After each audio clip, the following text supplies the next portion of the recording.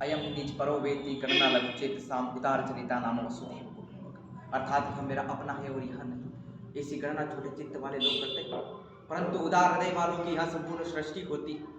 नमस्कार, जय हिंद। मैं अभिषेक शर्मा, कक्षा बीए प्रथम वर्ष का छात्र। मेरा विषय है कौशल विकास, युवाओं को सशक्त बनाने की पूंजियों में से एक। आप सोच रहे होंगे कि जिस पंक्ति का मैंने अभी वाचन किया है उस पंक्ति का इस विषय से क्या संबंध है। तो इस विषय से गहरा संबंध स्थापित होता है। मैं देखता हूँ कि एक युवा सन्यासी स्वामी विवेकानंद का नाम धारण कर पूरे विश्व को वसुधैव कुटुंबकम की परंपरा से परिचित कराता है और भारत को पुनः विश्व गुरु के रूप में स्थापित कर सकता है। दूसरी ओर एक युवा सन्यासी अपनी शिखा का बंधन खोल के एक आम युवा को राज सिंहासन की गद्दी तक पहुंचाता है और अखंड भारत की संकल्पना को साकार करता है। तब मैं देखता हूं कि आज का युवा क्यों नहीं इस विकासशील भारत, विकसित भारत की ओर अग्रसर कर सकता है। आज जब हम 5वीं सबसे बड़ी अर्थव्यवस्था है, तब हमें पहली अर्थव्यवस्था बनने के लिए तत्पर रहना चाहिए। परंतु क्या समस्या आती है, तो मैं देखता हूं कि आज का युवा केवल और केवल सरकारी नौकरी, सरकार का नौकर बनकर रहना चाहता है। वो अपने अंदर छुपे ज्ञान को भान नहीं कर सकता। परंतु मैं यह भी जानता हूं कि भारत का प्रत्येक युवा वहाँ युवा है, वहाँ बलि हनुमान है, जिसे अपनी शक्तियों का भान ना हो तो ठीक, लेकिन जब शक्तियों का भान होता है तो 100 योजन सागर लांघना और सागर में पुल बांधना उसके लिए बाएं हाथ का खेल हो जाता है। परंतु आज जरूरत है तो क्या, आज हमें जरूरत है उस जामवंत की जो उन युवाओं की शक्तियों का उन्हें परिचित कराए।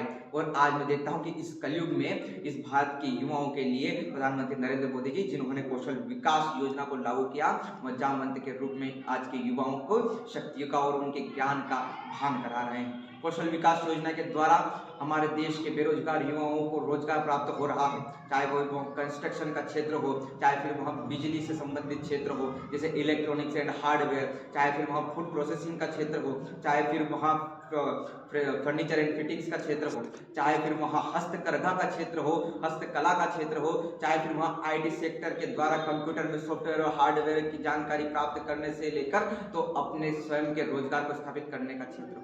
आज का युवा जब कौशल विकास के द्वारा निःशुल्क ट्रेनिंग प्राप्त करता है 3 महीने की, तो उसके बाद में उसके स्व के रोजगार को स्थापित करने का और उसके अंदर स्वावलंबन की भावना का उत्पन्न होने के संचार, ऊर्जा का संचार होता है, जिसके कारण हमारा देश एक नव उन्नति करेगा, हमारा देश का नव उत्थान होगा।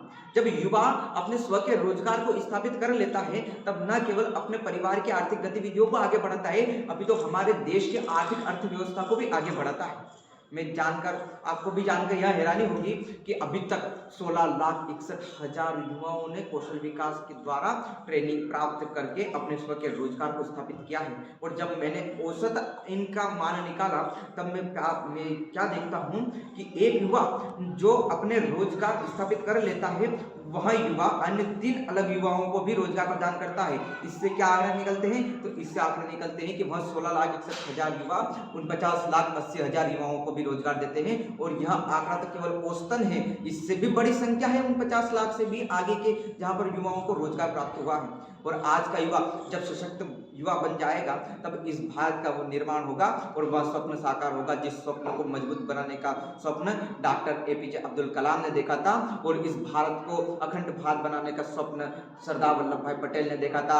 और इस भारत को एक बेहतरीन आर्थिक व्यवस्था वाला, प्रथम स्थान पर ले जाने वाला हमारा युवा केवल और केवल उस स्वप्न को साकार कर सकता है, जिस स्वप्न को मैं और आप हम मिलकर देख रहे हैं। एक मजबूत भारत, एक बार पुनः विश्व गुरु भारत, एक बार पुनः अखंड भारत। इसी के साथ अपनी वाणी को विराम देता हूँ। धन्यवाद। जय हिंद, जय भारत।